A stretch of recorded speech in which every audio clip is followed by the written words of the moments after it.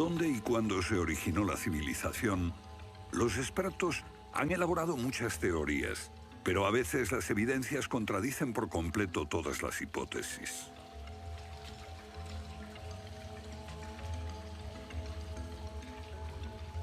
Bajo el suelo congelado de Siberia se han encontrado especies animales extinguidas por un repentino cataclismo global, como el mamut gigante.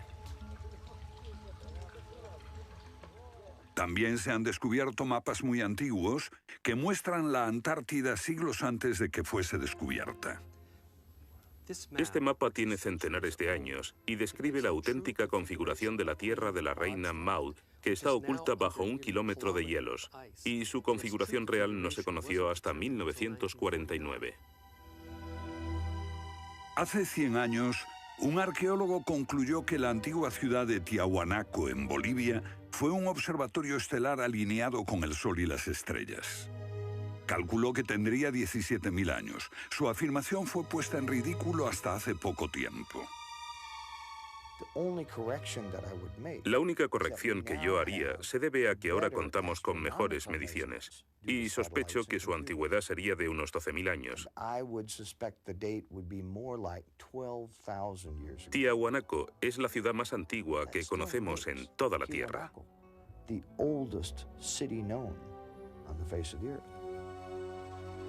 Los geólogos han descubierto que la gran esfinge de Gizeh en Egipto ha resistido siglos de lluvias incesantes, pero estas lluvias solo pueden haber tenido lugar miles de años antes de los faraones. ¿Fue construida la esfinge antes de los comienzos de la civilización?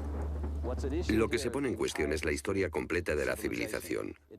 Puede que no haya ido en línea recta desde los estúpidos cavernícolas hasta los hombres tan listos de hoy con sus bombas atómicas. A veces, las pruebas que se hallan rompen todas las reglas. En este documental entrevistaremos a personas que están juzgando meticulosamente esas evidencias y elaboran nuevas teorías que pueden cambiar nuestra idea de la civilización humana. Esta enorme cara fue tallada por los antiguos olmecas de México.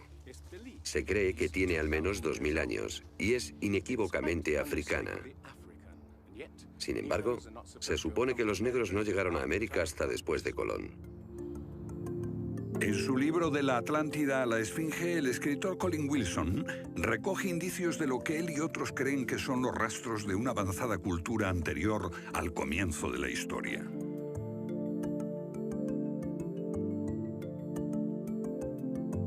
El filósofo griego Platón describió de manera precisa dicha civilización que, según le dijeron los sacerdotes egipcios, surcaban los mares miles de años antes, hasta que fue destruida por un terrible cataclismo. Platón la llamó Atlántida.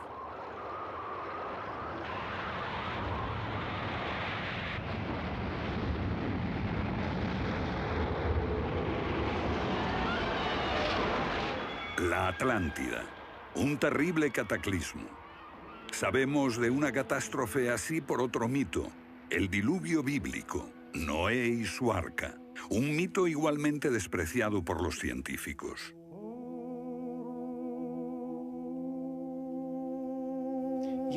Cuando rechazan el diluvio bíblico y a Noé y el arca como una fábula, los científicos están ignorando el hecho de que hay cientos de mitos de diluvios en todas las culturas, aparte de las narraciones de Mesopotamia y de los hebreos, que dicen lo mismo sobre un desastre planetario que virtualmente borró al género humano antes del comienzo de la historia conocida.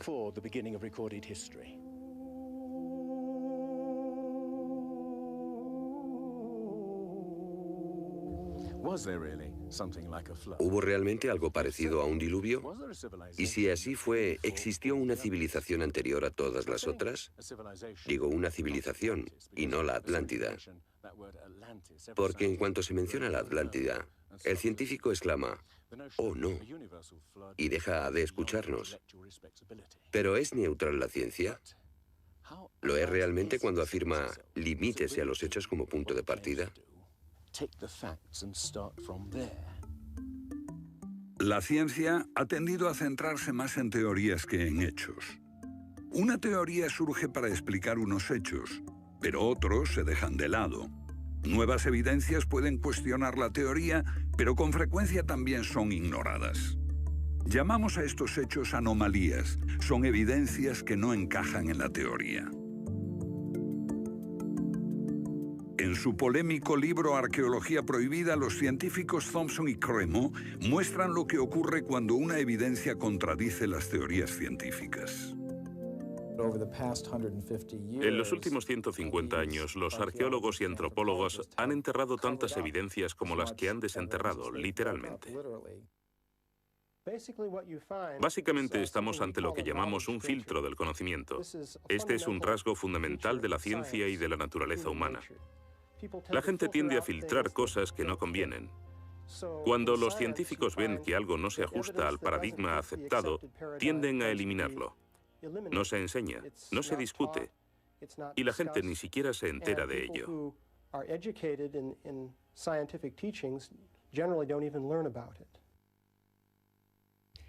Lo que estamos diciendo, por ejemplo, sucedió en Iatliclo, México, en 1996.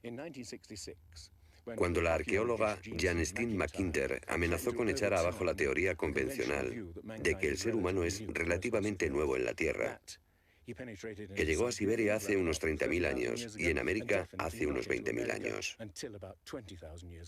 En México, la arqueóloga Stine McIntyre descubrió herramientas de piedra y huesos humanos y los sometió a una batería de pruebas científicas. En 1966 pensamos que era un yacimiento antiguo y creímos que tendría unos 20.000 años. En aquella época se pensó que era demasiado tiempo. Cuando lo datamos mediante una batería de métodos supimos que tenía 250.000 años. Sinceramente, yo me hubiera sentido feliz con los 250.000 años. Fui ingenuo y pensé, bien, voy a dejar de pensar en las fechas. Tenemos la información. Hemos conseguido los hechos. Tomemos estos hechos y partamos de ahí. No me di cuenta de que arruinaría mi carrera por completo. Todas sus oportunidades profesionales se frustraron. El yacimiento fue cerrado. Los permisos para investigar denegados sistemáticamente. No obstante, más de 30 años después, unos arqueólogos descubrieron en Siberia vestigios de seres humanos de 300.000 años de antigüedad. Una fecha que de repente hizo que la datación de Jan McIntyre no pareciese tan improbable después de todo. No es necesariamente una conspiración deliberada. No decimos que se trate de personas reunidas en una habitación y diciendo, vamos a engañar a la gente. Es algo que ocurre automáticamente en la comunidad científica. Cuando una evidencia difiere de la teoría predominante, no se habla de ella, no se da información. Y eso significa que la ciencia deja de progresar de la forma en que uno desearía.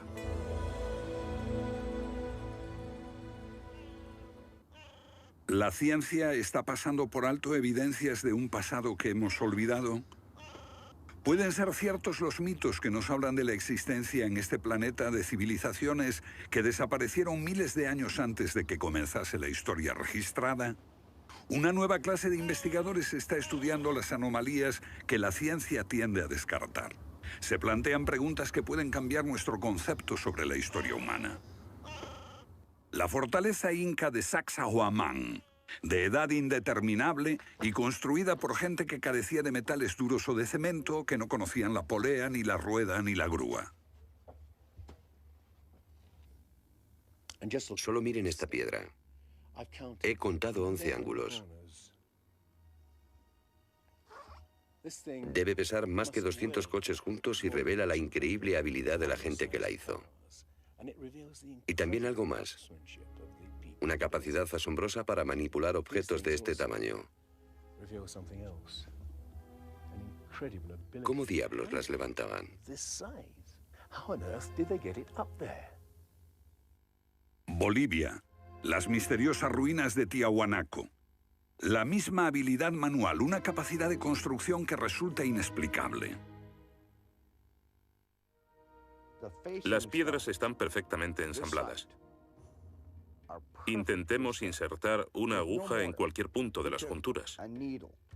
La aguja no entra.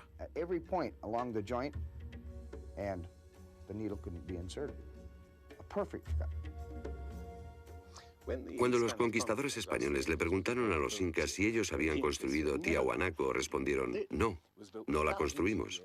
Se hizo miles de años antes de que viviéramos nosotros. La evidencia muestra que fue erigida por una civilización avanzada. Un descubrimiento casual nos lo revela. Los bloques de construcción de Tiahuanaco no están pegados con cemento. El que separa estas piedras descubre el inesperado brillo metálico que las mantiene unidas.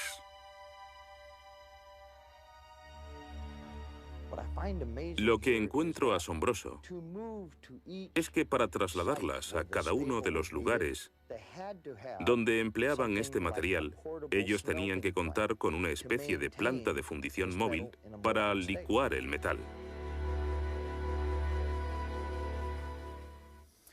Y aquí hay un uso similar de tornillos metálicos y piedras finamente unidas, como esta en forma de L.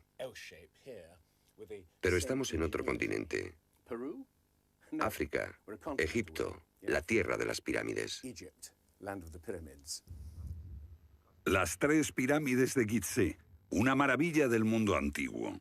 Otro pueblo que no conocía la rueda, ni la polea, ni la grúa. ¿Cómo podían transportar bloques de 100 toneladas? Su tecnología no se puede explicar ni imitar. Soy ingeniero y puedo decirles que levantar bloques de este tamaño, de este peso, requiere una grúa especial. Una gente que carecía de tales grúas, o de una simple polea, o una rueda, empleando herramientas de cobre, ¿cómo pudieron hacerlo? Bovall cree que la Gran Pirámide de Gizeh era mucho más que una tumba y que revela un sorprendente nivel tecnológico. En su libro Guardián del Génesis, Robert Bovall y Graham Hancock enumeran muchas hazañas inexplicables. Chris Dunn, experto en perforaciones. Bueno, permítanme una pregunta. ¿Cómo cree que lo hicieron? El sarcófago de la Cámara del Rey. ¿Cómo lograron unos constructores primitivos que la superficie interior encajase con la superficie de la piedra del sarcófago al milímetro? Esta habilidad requiere profundos conocimientos de física. Es un misterio como la perforación misma. Primitivamente, la típica manera de hacerlo sería con una sierra de arco, un berbiquí. Introducirían la herramienta en la pieza usando arena o un diamante, pero pienso que eso supondría mucho tiempo, muchos años para hacerlo.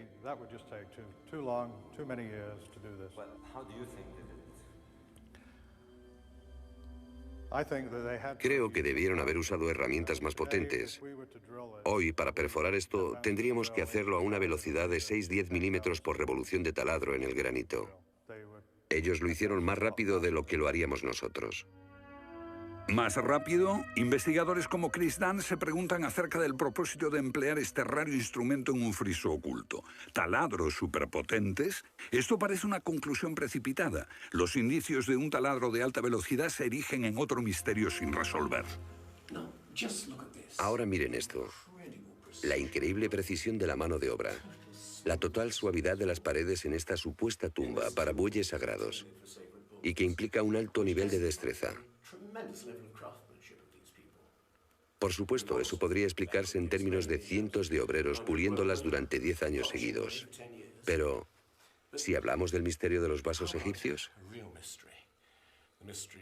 No como este vaso de arcilla que acabo de comprar, sino vasos hechos de alabastro, basalto e incluso diorita, que es la piedra más dura de todas.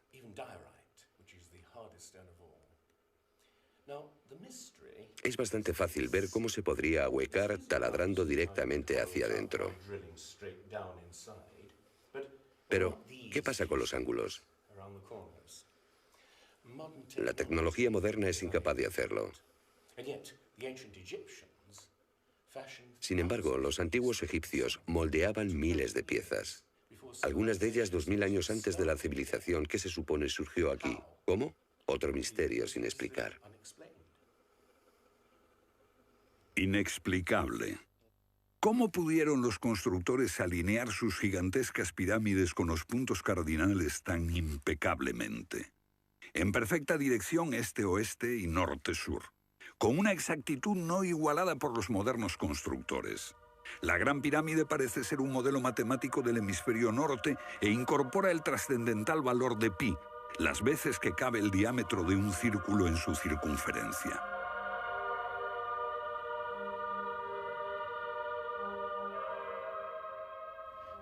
Está claro que lo que aquí tenemos es un avanzado sistema de matemáticas y tecnología, en un tiempo que no conocía su existencia. Para lograr estos resultados, los antiguos constructores tenían que usar un eclímetro de 52 grados. Cualquiera otro no valdría. Pero no solo los egipcios conocían el valor pi. Ese valor también está representado en la pendiente de esta pirámide y en el extraño ángulo que le dieron sus constructores, en Teotihuacán, México, el lugar que los indios llamaban Ciudad de los Dioses.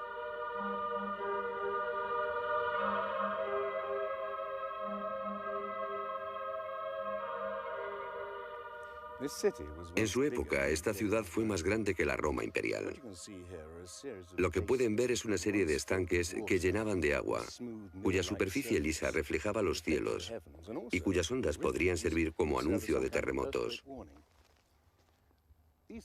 Estos templos, en el lado opuesto, se cree que representan cuerpos celestiales. Una cosa está clara: todo el lugar parece tener una especie de obsesión con la astronomía y la eternidad. En los equinoccios, el 21 de marzo y el 21 de septiembre, estas pirámides proyectan sombras gigantes, lo que las convierte en un perfecto reloj para la medición del tiempo. Como si proviniesen de una fuente común, las antiguas civilizaciones de todo el mundo exhiben un sofisticado conocimiento de los cielos que todavía nadie ha explicado. Fascinación por el sol, las estrellas. El lento e inexorable movimiento de la Tierra determina que las constelaciones parezcan viajar por los cielos nocturnos y por las épocas.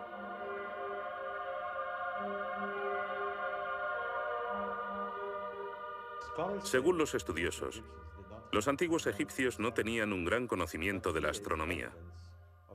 Pero en el templo de Dendera hay muestras de su sofisticado conocimiento del cielo. Miren las constelaciones del zodíaco: Leo, Tauro, Piscis. Y aquí, la constelación de Orión. Bauval cree que la astronomía es la llave de muchos misterios de las pirámides. Los antiguos egipcios veían en la constelación de Orión a su dios Osiris, señor de los muertos y la vida ultraterrena. Bauval halló el reflejo de ese dios en las pirámides de Gizeh.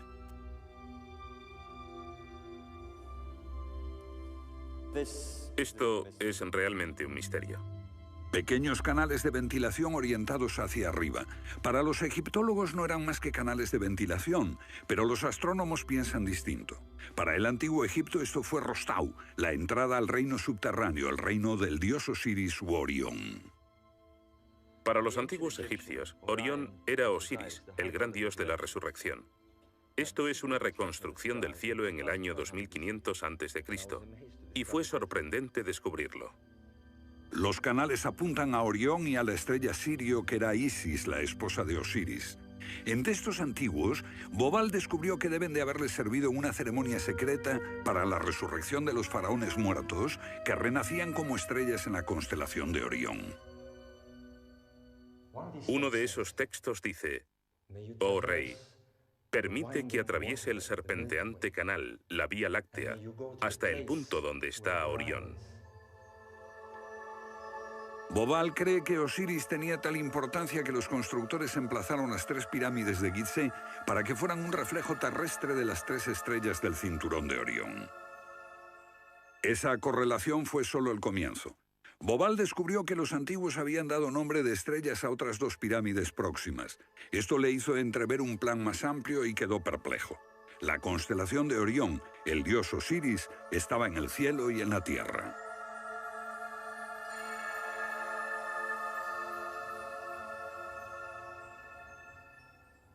México, donde Teotihuacán presenta otro paralelo. Una leyenda la llama la ciudad de los dioses y sugiere que su propósito era convertir a los hombres en seres celestiales. Como ocurre en Egipto con las pirámides de Giza, los mitos hablan de la reencarnación en las estrellas. Ese es el secreto de Teotihuacán.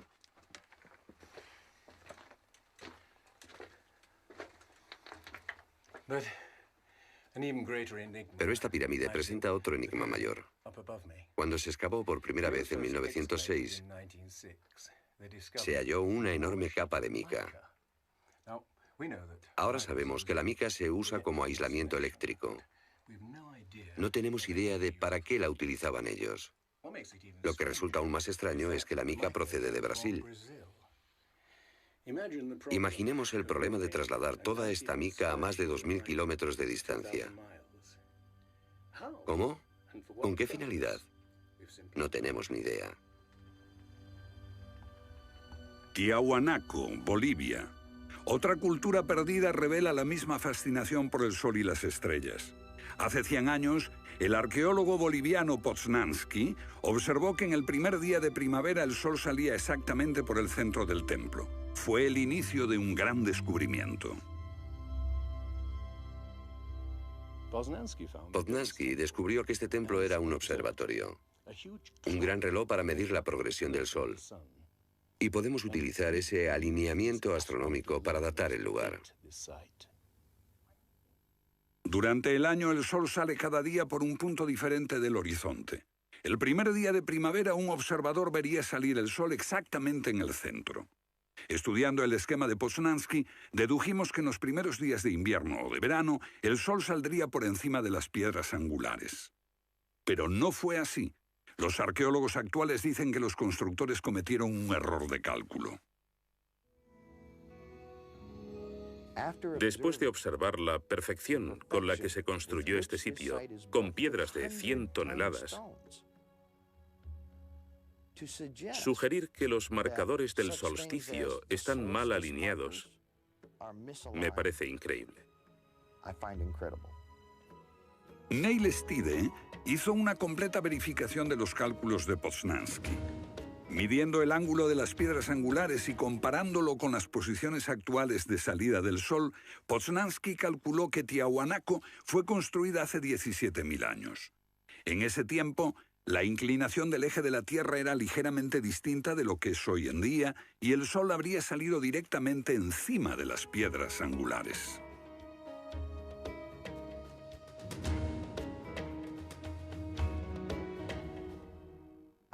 Yo sospecho que la fecha sería más bien de 12.000 años. Pero eso haría que todos nos cuestionásemos completamente los orígenes de la civilización. Una civilización perdida en el tiempo dejó sus huellas en varios lugares del mundo. Los sacerdotes egipcios dijeron al filósofo griego Platón que una civilización así habría existido hace 12.000 años. Pero según la ciencia, el ser humano abandonó la prehistoria hace solo 5.000 años.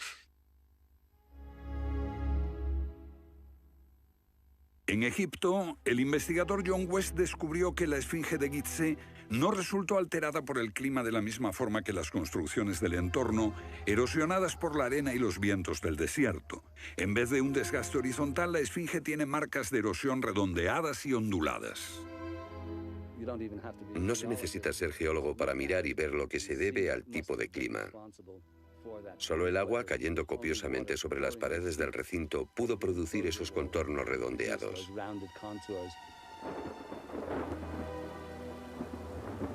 ¿Agua en el desierto del Sáhara? Ciertamente no en tiempos de los faraones. Para eso hay que trasladarse a finales de la era glaciar. Unos 10.500 años antes de Cristo, miles de años antes de que existiesen los faraones.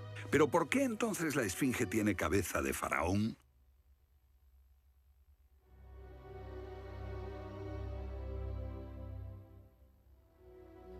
La cabeza es desproporcionadamente pequeña. Desde el aire se ve que el cuerpo de la esfinge es largo y aplanado, y la cabeza casi se parece a la de un alfiler. Para nosotros, esto indica que ha sido tallada más de una vez. En otras palabras, la cabeza se rehizo en algún momento de su larga historia. John West cree que la esfinge era originalmente un enorme león que un desconocido grupo de escultores modeló en la roca antes del 10.500 a.C. Se comenzó a erosionar cuando el final de la era glaciar alteró el clima y causó lluvias que cayeron durante siglos. Solo miles de años después, un faraón habría tallado la cabeza con su propia imagen. ¿Tiene la esfinge más del doble de la antigüedad que creíamos? La teoría fue ridiculizada por los egiptólogos, pero los geólogos les respondieron que los hechos estaban allí. Más extraño aún. Según Robert Bauval, la evidencia astronómica sugiere que las pirámides de Gizeh parecen revelar esa increíble antigüedad. La disposición de Gizeh coincidía misteriosamente con la posición de Orión en el año 10.500 a.C., cuando la esfinge miraba hacia Leo, su propia imagen en los cielos. La puesta de Orión en esa fecha distante se correspondía exactamente con las tres pequeñas pirámides, y existen muchos otros hechos difíciles de entender.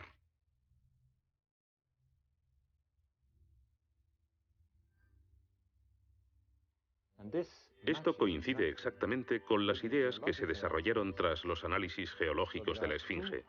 Dos ciencias sólidas indican que la Esfinge podría remontarse al año 10.500 a.C.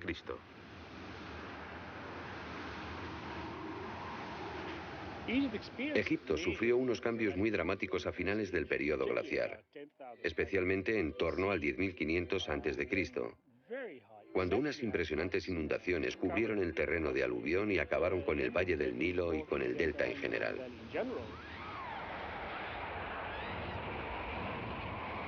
«10.500 años antes de Cristo, un periodo de inundaciones. ¿Pudieron los diseñadores de Gizeh remontarse a un tiempo tan distante? El tiempo de sus mitos dice que el dios Osiris y sus asistentes ascendieron del caos para traer los primeros frutos de la civilización. ¿De dónde vinieron?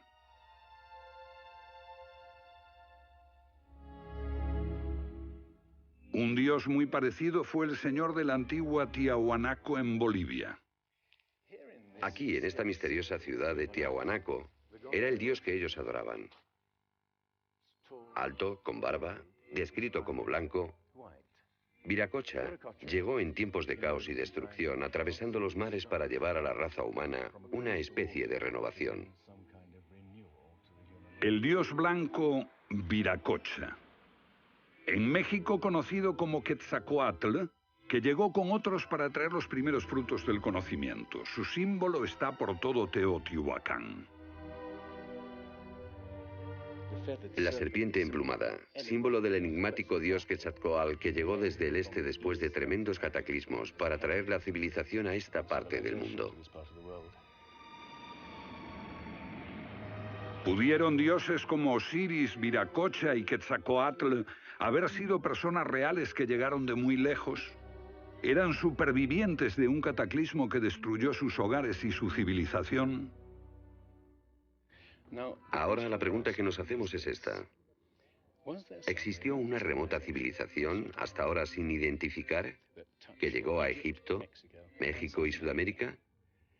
¿Y que dejó su impronta en un cuerpo de conocimientos, por difícil que sea de discernir? Tomados por separado, acepto que los datos aislados revelan poco, pero consideremos juntos todos esos elementos comunes. Ambos lugares tienen enormes pirámides, alineadas exactamente con los puntos cardinales, e incorporan avanzados conocimientos matemáticos. Ambas culturas demostraban un asombroso conocimiento de astronomía, expresado en los grandes monumentos sagrados que erigieron. Aunque no conocían ni la polea ni la rueda, ambas pudieron hacer construcciones con enormes piedras finalmente ensambladas en un estilo único, con ángulos en forma de L y tornillos de metal. Y ambas utilizaron el proceso de la momificación para preservar y honrar a sus muertos. Aquí se halló una nueva y asombrosa pista cuando la doctora Balabanova, de la Universidad Alemana de Ulm, descubrió que muchas momias de Egipto contenían cocaína y nicotina, naturales de Sudamérica. Tengo una cantidad de cartas insultantes. Dicen que todo esto no tenía sentido, que yo fantaseaba, que era imposible porque estaba comprobado que antes de Colón esas plantas no existían en ninguna parte del mundo, excepto en América. Pero su investigación se repitió con cientos de momias y no quedó lugar a dudas. En un pasado remoto, unos navegantes atravesaron el mar e influyeron en las culturas a ambos lados del Atlántico. La idea está sugerida incluso por lo que no está allí. México, la antigua cultura de los mayas. Los sacerdotes mayas tenían tablas para predecir los eclipses de sol y de luna. Pero hay algo muy extraño. No conocieron nunca el simple principio de la rueda. Podían visualizar la eternidad pensando en millones de años, pero jamás aprendieron a pesar un saco de grano. Esta compleja civilización murió finalmente porque no supo desarrollar métodos de agricultura para alimentarse. Lo que estoy sugiriendo es: ¿puede que ellos heredaran una parte específica de su conocimiento de una civilización anterior, mucho más sabia? Un contacto. A veces la evidencia está ahí para que la veamos todos. Los antiguos olmecas en México pusieron a sus soberanos caras africanas. ¿Qué les parece esta? Tallada por esos mismos olmecas. Es genéticamente imposible que un indio tenga barba, pero aquí está la cara de un blanco caucasiano, esculpida 2000 años antes de que los españoles llegaran al Nuevo Mundo.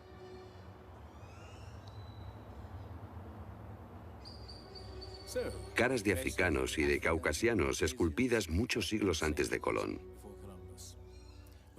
¿De dónde vinieron? ¿Cómo llegaron aquí?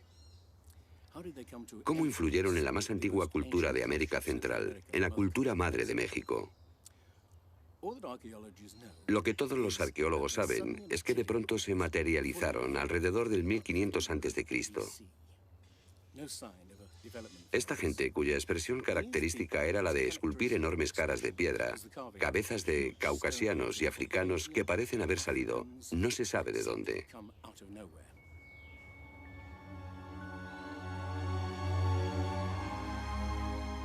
Oaxaca, la antigua ciudadela del Monte Albán.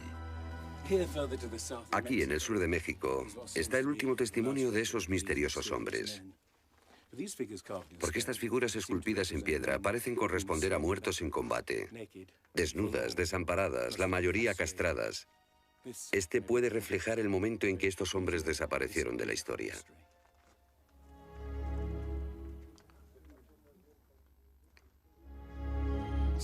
Entonces, ¿hubo una compleja civilización de navegantes que cruzó el Atlántico siglos antes de Colón? Pero tenemos otra evidencia. Estos son viejos mapas que sugieren que los antiguos marinos tenían un conocimiento de la Tierra que nunca se ha explicado. Un puzzle para los científicos de este siglo. En 1513, el almirante turco Piri Reis cartografió parte del mundo que nadie había visto hasta entonces. Colón solo exploró la zona del Caribe. No bajó a esta zona de Sudamérica, hasta la Antártida. No estuvo nunca por esa zona. Pero estos mapas muestran todos estos detalles con gran precisión, antes de que cualquier explorador europeo llegase a esas regiones. Este mapa, de muchos siglos, describe la configuración real de la tierra de la reina Maud, que ahora está sepultada bajo 1 kilómetro de hielo. Y su forma precisa no se determinó hasta 1949. Inexplicable. Los cartógrafos han meditado mucho sobre la extraña proyección cartográfica utilizada en el mapa. Hallaron un parecido con el que utiliza un moderno submarino nuclear que hace mediciones del mundo mientras se aleja de un punto de referencia. En este caso, el centro está en Egipto. ¿Es ese el hogar de los antiguos cartógrafos? El mapa muestra exactamente esta parte del mundo, pero hay más. Para mí, el aspecto más significativo del mapa de Piri Reis es que describe exactamente la longitud. Algo que los europeos no fueron capaces de hacer hasta el siglo XVIII.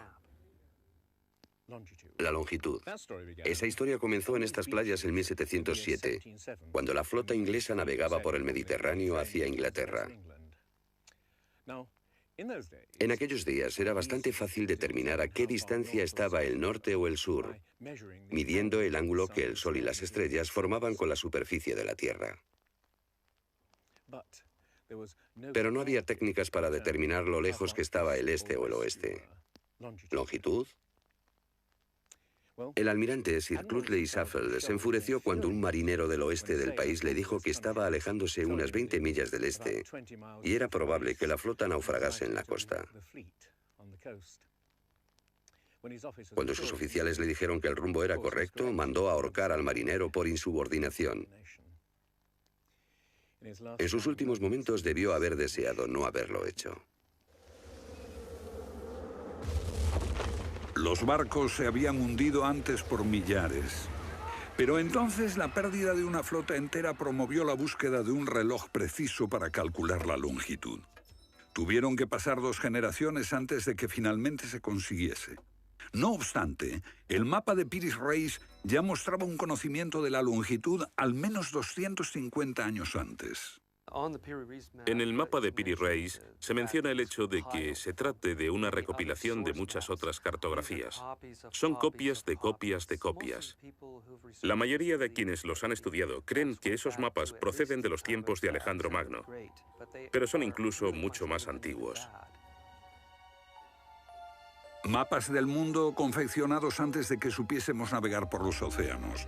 Técnicas de construcción inexplicables, un complejo conocimiento de las matemáticas y la astronomía. Si existió una tecnología tan avanzada capaz de dar sus conocimientos a los constructores de la Esfinge y a los pueblos de los Andes y México, ¿qué pasó con ella?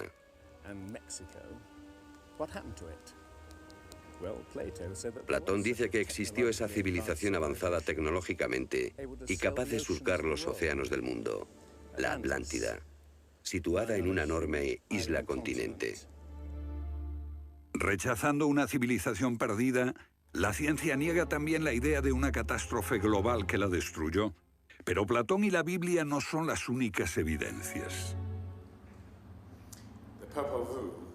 El Popol Vuh, libro sagrado de los mayas, habla de enormes marejadas e inundaciones que azotaron el mundo durante meses. Una lluvia fría y negra indescriptible y granizo.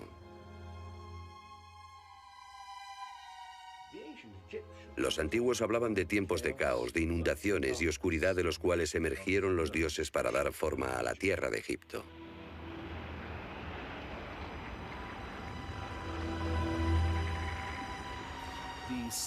El disco solar de los aztecas se refiere a 4 ciclos de destrucción: por inundaciones, por fuego, por viento y por sangre y guerra. Y prevé el fin del mundo por un enorme cataclismo surgido de las entrañas de la tierra.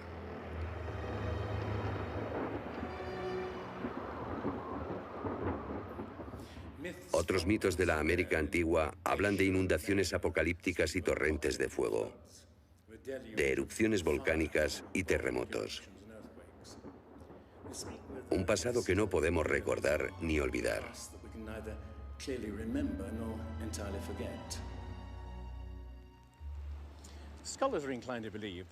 Los especialistas tienden a creer que el diluvio es una fantasía de los viejos poetas. Pero supongamos que los expertos se equivocan. Supongamos que una serie de terribles catástrofes naturales redujeron a nuestros ancestros a pequeños grupos que vivieron apartados y se esparcieron por todo el mundo. Lo que buscamos es una época que coincida perfectamente con los mitos, igual que el zapato encaja en el pie de Cenicienta. Una pista. La fosa de Alquitrán en La Brea, California. Una inmensa sepultura de millones de animales que hoy se ha convertido en atracción turística. Bajo la superficie está el campo de petróleo del lago Salado. El asfalto brota por las grietas y fisuras como un papel cazamoscas y atrapa a los animales. Y encontramos aquí una increíble colección de especies atrapadas en los últimos 40.000 años.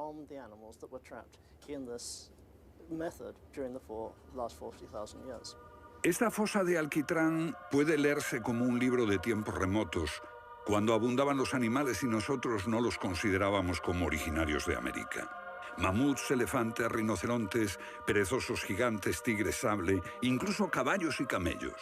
Después, una tremenda catástrofe los barrió, al parecer en unas pocas décadas, en torno al 10.500 a.C., hace más de 12.000 años.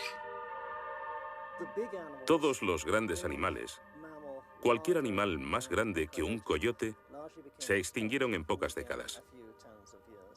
Sí, fue sin duda una gran catástrofe.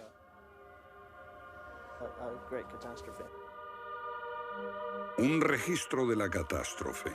El fin de la era glaciar. En el 10.500 a.C., hace más de 12.000 años, temperaturas que habían permanecido relativamente estables durante miles de años de pronto se elevaron. Un aumento de temperatura de más de 5 grados en un abrir y cerrar de ojos.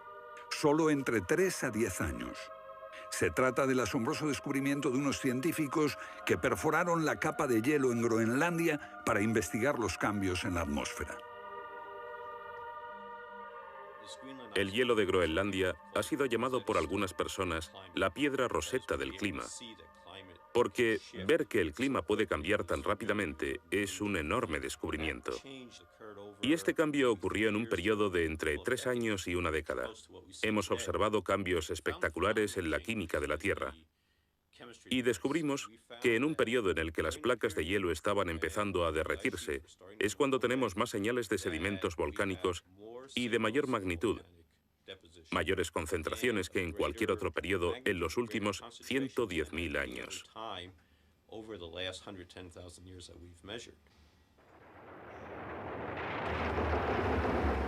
Un surgimiento de volcanes nunca visto, acompañado por desórdenes atmosféricos y gigantescas inundaciones.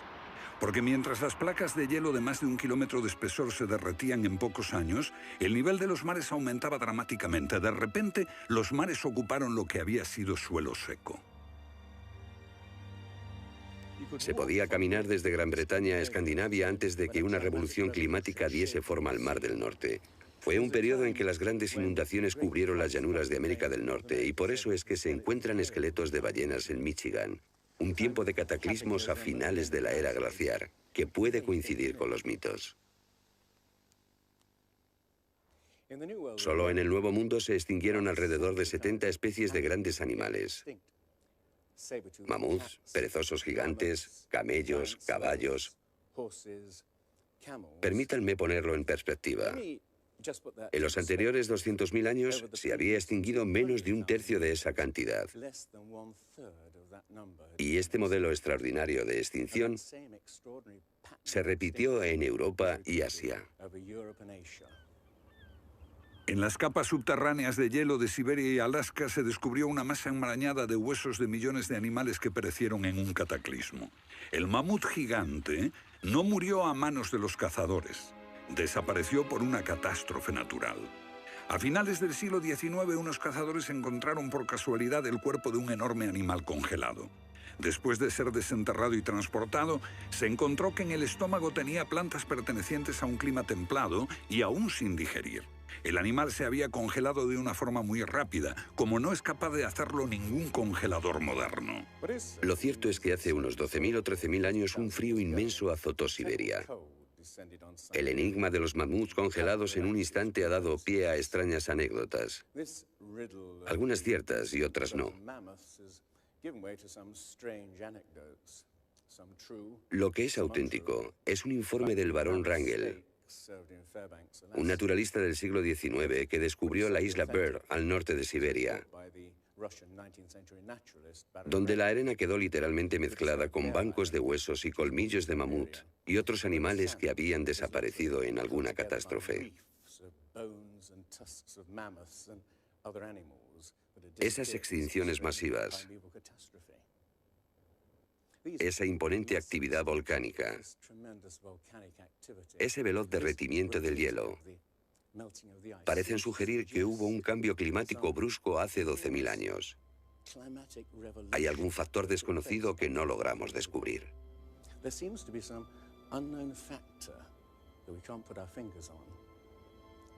El fin de la era glaciar.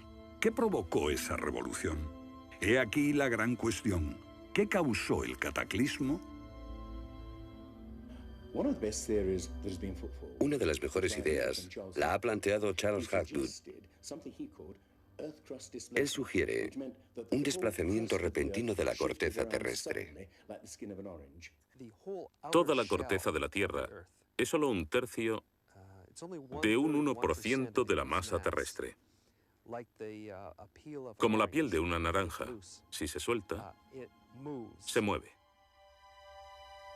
Más fina que una cáscara de huevo, la corteza de la Tierra queda apoyada en un interior líquido. La teoría imperante sobre la corteza terrestre es la de las placas tectónicas. Los continentes se separan lentamente durante cientos de millones de años, aunque la ciencia rechazó esa teoría durante más de medio siglo. Ahora niega también la idea de que la corteza pudo moverse en su conjunto y repentinamente. Pero un científico quedó hipnotizado por la idea. Se llamaba Albert Einstein.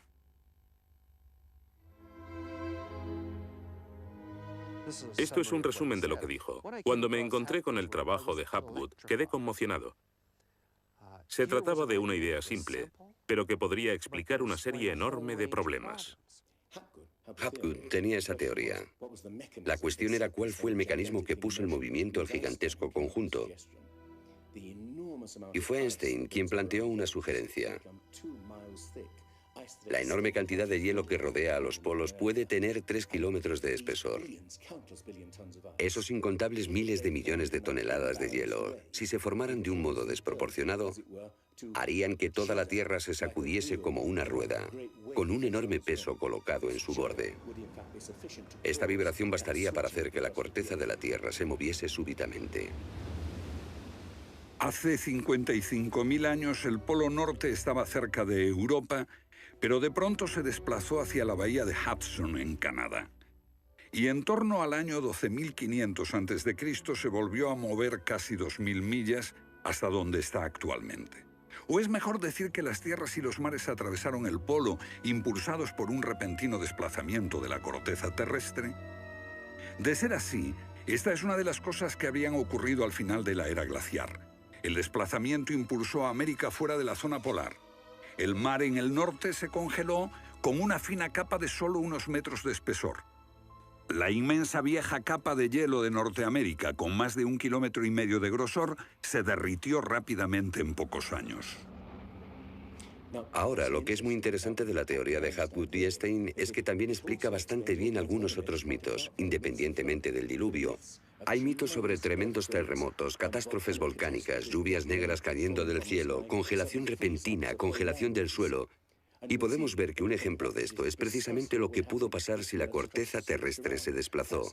Con bastante rapidez, las áreas que antes habían estado congeladas pasarían a ser zonas cálidas, y así se explicarían hechos como el rápido congelamiento de los mamuts en Siberia. Si el desplazamiento de la corteza terrestre causó el diluvio que aniquiló una civilización, ¿dónde estaba esa civilización? Algunos investigadores creen haberla hallado en la isla griega de Santorini, que fue devastada por una terrible erupción, o en la antigua Troya, o en la isla alemana de Heligoland, casi arrastrada hacia el Mar del Norte.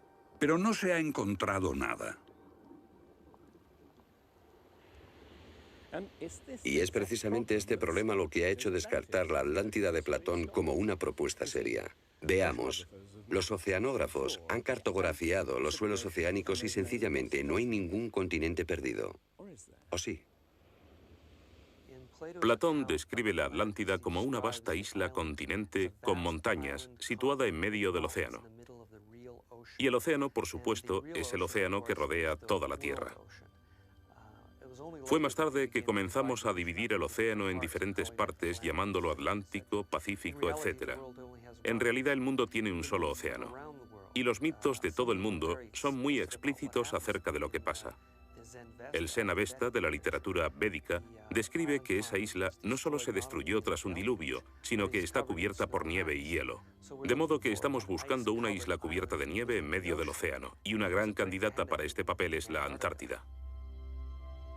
Si el Polo Norte se desplazó, también debió hacerlo el Polo Sur. Flennat cree que hace 12.000 años una parte de la Antártida permanecía en zonas templadas y pudo haber albergado una civilización que desapareció cuando el continente se convirtió en el Polo Sur. Esa es la explicación que él encuentra en los mapas que muestran partes de la Antártida que están debajo del hielo. El almirante turco Piri Reis demuestra un conocimiento de la Antártida que no debería de tener. Tras examinarlos, especialistas en cartografía de la Armada y de las Fuerzas Aéreas nos dicen: hemos hecho comparaciones de picos salientes y de montañas. Hemos descubierto que coinciden de forma asombrosa. Lo que debemos enfatizar es que no estamos hablando de un mapa, el mapa de Piri Reis, que podría cuestionarse. Estamos hablando literalmente de docenas de mapas. Por ejemplo, el mapa Phineus de la Antártida es sumamente preciso en cuanto a la configuración, mostrando sistemas fluviales que existieron allí, pero que no se conocían en el siglo XVI. La Antártida no fue descubierta hasta cerca del año 1800. Entonces, ¿cómo pudieron los cartógrafos europeos representarla?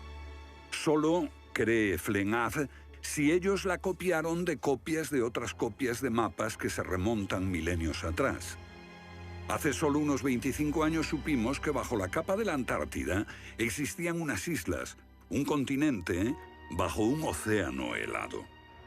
Sin embargo, esa información ya estaba aquí, en este mapa. Estas islas de aquí corresponden a este área, y el modelo de nevadas aquí es muy intenso. Nada aquí. Estas islas debajo de este punto se podrían haber unido entre ellas antes de unirse a la tierra firme. Así, lo que se describe aquí es algo que yo creo que verdaderamente ocurrió en torno al 8000 a.C. Puede que en el 6000 a.C. a lo sumo. No hay forma de saber cómo lo consiguieron, a menos que postulemos la existencia de una civilización con habilidades para la navegación y la confección de mapas que solo se reinventaron en nuestro tiempo.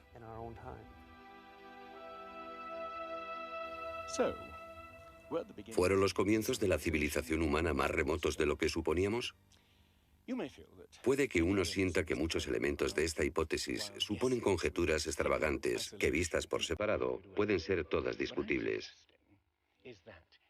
Pero si juntamos esas piezas, como las piezas de un puzzle, se empieza a ver que surge un modelo. Una civilización que se desvaneció y fue olvidada mucho antes de que comenzase el registro de la historia.